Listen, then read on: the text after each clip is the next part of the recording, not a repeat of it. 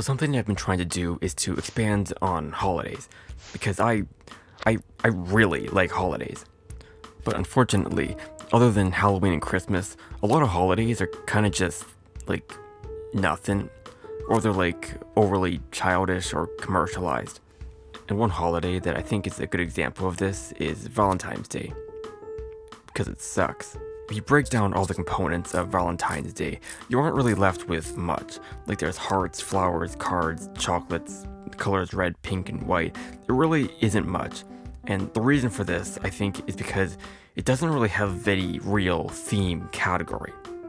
Like if you look at Halloween, for example, its theme category, I'd say, would be like horror or spookiness. Anything that's creepy in any way. And so because of that, you can have like Egyptian mummies or sci-fi aliens or vintage ghosts all in the same room, because even though their core themes are different, they all share the same trait of being considered spooky. Meanwhile, with Valentine's Day, the overall theme, I guess, would be like love, which I think is way too vague, because like either you include everything in the entire universe that falls under the category of love, or you just stick to the commonly associated depictions of it, which is hearts and flowers, and that is not enough to go off of at all.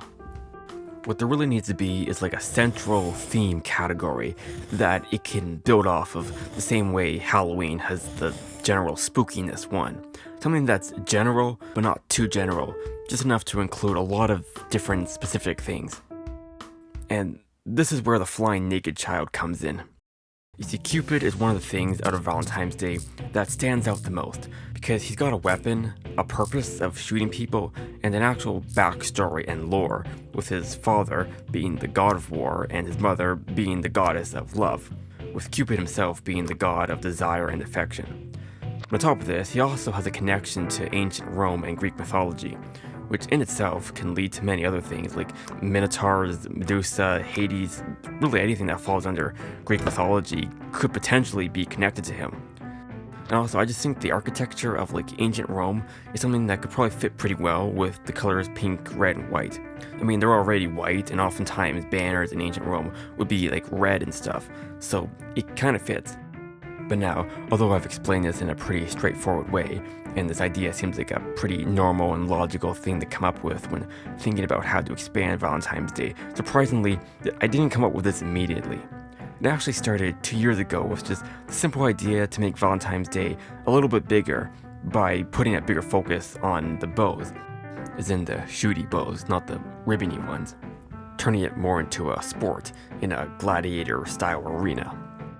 Although I didn't feel like this quite had enough Valentine's Day elements to it, so the next year I tried to add more in the way of chocolate weapons, basically taking the idea of knocking your opponent out, like in boxing or wrestling, and applying it to a weapon-based sport. Or perhaps you'd even just need to knock your opponent down to win.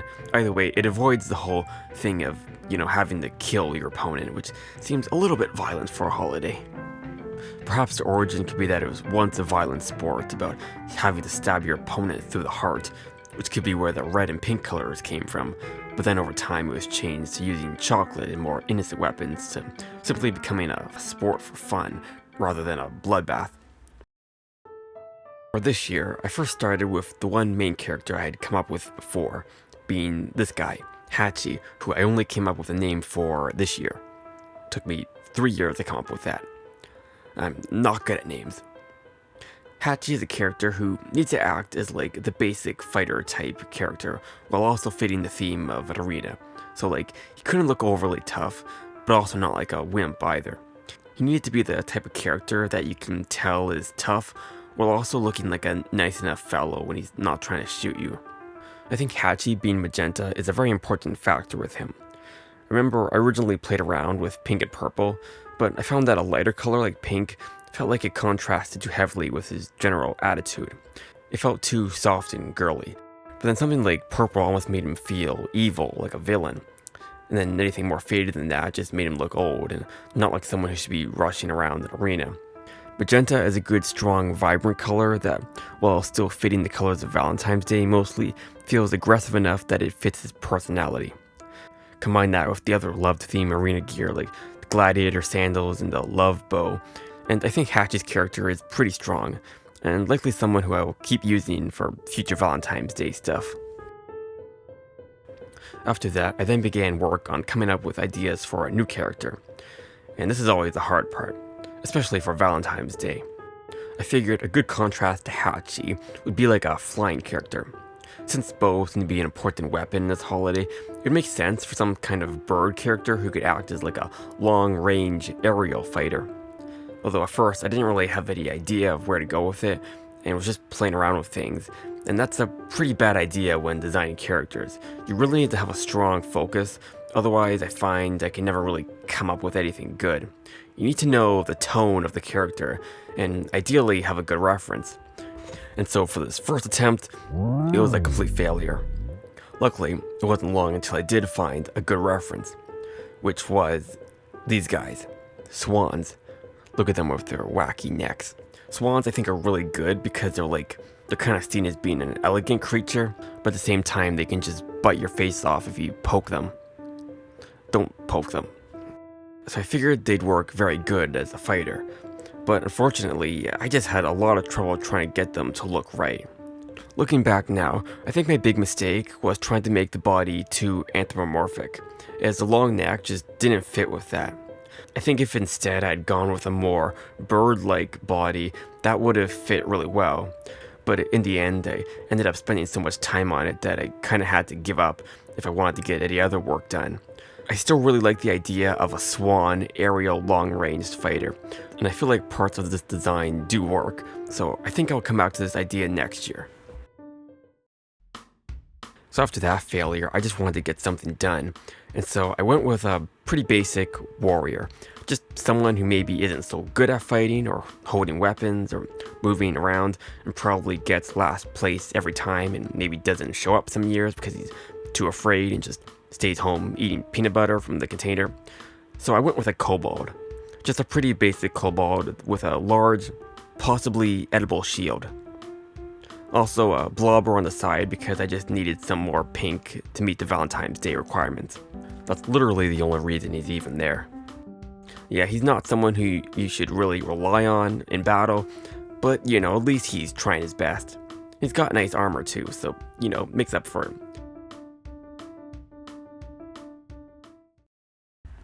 By this point, Valentine's Day was like a day or two behind me, and so for the final two, I decided to try and do one more character and a sheet of weapon ideas. They're always important for reference. In last year's weapon list, I did this letter launcher, love blocker, chocolate, and a love handle, which covers a good number of the contents of Valentine's Day. Not that there was really that much, but still it covers them. And so for this year, I was aiming to get the rest in, or even just throw all of them in together. And so I started with a piece of armor, as that wasn't something I even touched on last year. I then went for two long-ranged weapons, that being a bow and a type of gun almost, although I really wasn't sure where to take it at first, and so for a long while you'll see it just being left alone on the side of the page, not being touched. After that, I went for the least painful version of a sword I could think of, which was the chocolate sword. I figure perhaps to win a fight, you don't necessarily need to knock someone out, but rather just get them covered in enough chocolate to the point where they can't move, or see, or really do anything. And so a chocolate sword, while maybe not being the most useful in terms of physical damage, could just be a quick way to throw a big load of chocolate onto someone. Then I started working on some gladiator style boots with wings, which I got from the connection to Cupid. Then finally I got around to making that gun thing I said before, which I figured could act as an aggressive bubble blower, but with more chocolate. Then just to get everything in there, I threw in some chocolates and cards to the side. That way it truly met every element of Valentine's Day. Hearts, flowers, cards, Cupid, and of course chocolate. Yeah, that's everything. And finally, for the last character, I was thinking of something like a knight, or a character that might use a sword instead of a bow, a melee character. But then they'd have to be quick enough to be able to run around the arena. So then I started thinking of more of a knight on horseback. That seemed too big and bulky, I kind of wanted this just to be one character, so that's when I went in the direction of there just being some big creature wielding a weapon in its mouth. I don't know how effective it would really be for an animal creature to, like, actually use a weapon by just holding it in its mouth, but after learning that cows have progressed to the Stone Age, it doesn't seem impossible. I also added a very subtle theme of strawberries to this character, being a few strawberries on the right side of the head and a strawberry backpack, or strawberry tail pack. Because I figure as I keep adding chocolate to these characters in some form, it's probably good if I start to diversify it by using different types of chocolate or things related to chocolate, like vanilla chocolate, caramel, strawberry, just different flavors of things to make it look a little more interesting, not just the plain basic chocolate. Alright, but that's gonna do it for this year. Unfortunately, I never got around to actually doing any sort of environmental art. If I did, I would have really liked to add a lot of like Roman, ancient Greek type of architecture, but I guess I'll save that for next year. It's already March 2nd, and at this point, I need to get ready for St. Patrick's Day.